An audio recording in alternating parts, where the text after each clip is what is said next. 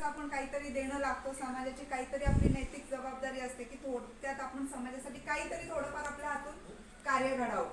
ते कार्य करण्याची प्रेरणा जी आहे ती आपल्या या जिजाऊ ब्रिगेडच्या संघटनेतून मिळत असते. आणि या संघटनेमध्ये आपल्या सगळ्या ज्या महिला आहेत त्या महिला उत्तम म्हणजे सुशिक्षित आहेत.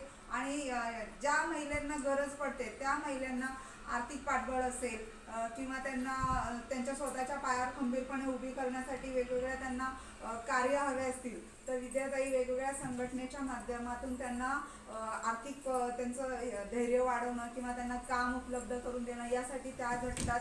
प्लस अन्याय होत असतील किंवा काही चुकीचं घडत असेल तर त्या ठिकाणी आपली जिजाऊ ब्रिगेडची संघटना खंबीरपणे उभी राहते आंदोलनाच्या स्वरूपामध्ये. आणि गरज पडली तर आपण त्या ठिकाणी प्रत्यक्ष भेट देऊन आपण त्या संघटनेच्या माध्यमातून वेगवेगळ्या महिलांच्या समस्या सोडवण्यासाठी प्रयत्न करत असतो. तर माझी अशी इच्छा आहे की आपल्यापैकी जेवढ्या जास्तीत जास्त महिला सहभागी होतील या संघटनेमध्ये तेवढंच आपण एकरूपतेने किंवा एक कुटुंबासारखं पुढे हे कार्याची वाटचाल करू अशी माझी अपेक्षा आहे. थँक्यू.